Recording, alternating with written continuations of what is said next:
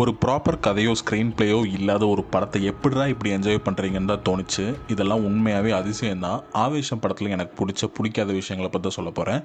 ஜிது மாதவன் இயக்கத்தில் ஃபகத் ஃபாசில் மற்றும் பலர் நடித்து வெளியான ஆவேஷம் ஒரு அவுட் அண்ட் அவுட் வைபு படம்.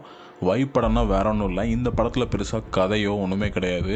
ஆனால் 2.5 மணி நேரம் உங்களை போர் அடிக்காமல் வச்சுருக்கோம். இந்த அம்யூஸ்மெண்ட் பார்க்கில் ஏதாச்சும் ரைடில் ஏறின மாதிரி என்ன நடக்குதுன்னே புரியாது, ஆனால் ஃபீலிங் நல்லாயிருக்கும்.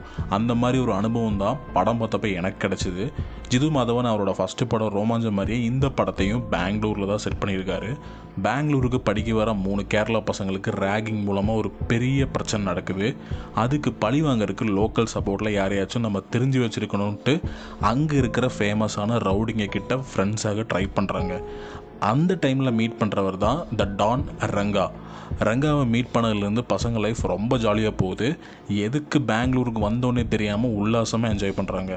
அந்த டைமில் ஒரு பிரச்சனை வருது. அது எப்படி ஃபேஸ் பண்ணுறாங்க, யார் இந்த ரங்கா, அவர் எதுக்கு இந்த பசங்களை ஃப்ரெண்ட் ஆகினார், அவரோட கடந்த காலம் என்ன, ரேகிங் பண்ண சீனியர்ஸை பழி வாங்கினாங்களா இல்லையாங்கிறதெல்லாம் ஒரு ஃபன் மூடில் சொல்லப்பட்ட கதை தான் ஆவேஷம்.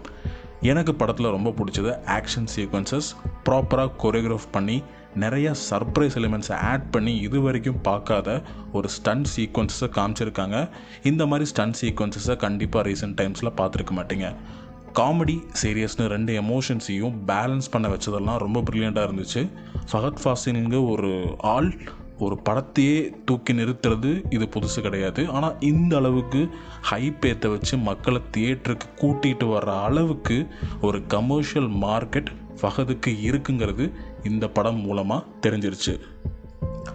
சொல்லப்போனால் ஒரு தெலுங்கு பட ஹீரோ கிடைக்கிற எல்லா விஷயமும் கிளாப்ஸு, விசில், கட் அவுட்னு ஒரு பக்கா கமர்ஷியல் ஹீரோவாக ஃபகத் மாறி இருக்காருன்னு சொன்னால் கண்டிப்பாக யாருனாலையும் மறுக்க முடியாது.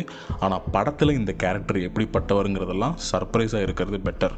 பெருசாக ஸ்க்ரீன் பிளே இல்லாட்டியும் ரங்காங்கிற அன்பிரடிக்டபிள் கேங்ஸ்டர் கூட நம்மளை ட்ராவல் பண்ண வச்சு இவன் அடுத்தது என்ன பண்ண போகிறான்னு ஒரு க்யூரியோசிட்டியோட ஆடியன்ஸை உட்கார வைக்கிறதெல்லாம் ஒரு தனி டேலண்ட் வேணும் இது பண்ணுறதுக்கு.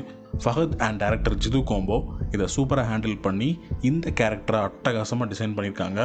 4 டிராகன்ஸ் மீம் மாதிரி Fahadh, cinematographer Sameer Thahir, editor Vivek Harshan and music director Sushin ஷாம்னு இந்த படத்தை இதுக்கு மேலேயும் தூக்கி நிப்பாட்டியிருக்காங்க. சரி, நெகட்டிவ்ஸுக்கு வருவோம்.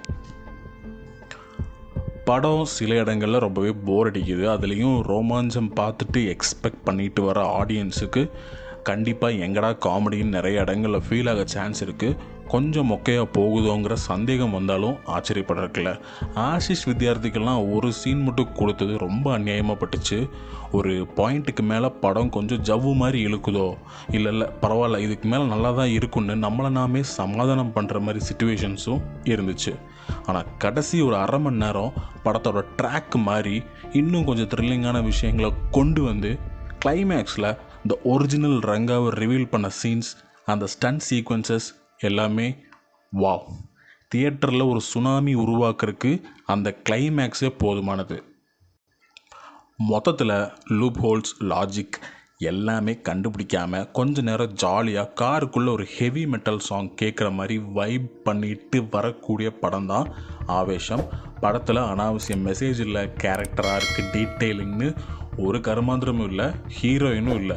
ஒரு பக்கா ஃபன் ரைடு தான் இந்த டோட்டல் படம். படத்தை பார்த்துருந்தா உங்கள் தாட்ஸை கமெண்ட்ஸில் ஷேர் பண்ணுங்கள். வீடியோ பிடிச்சிருந்தால் லைக் பண்ணி சப்ஸ்கிரைப் பண்ணுறதை பற்றி யோசிங்க. மீண்டும் ஒரு வீடியோவில் சந்திக்கலாம். பேஜை ஃபாலோ பண்ண மறந்துடாதீங்க.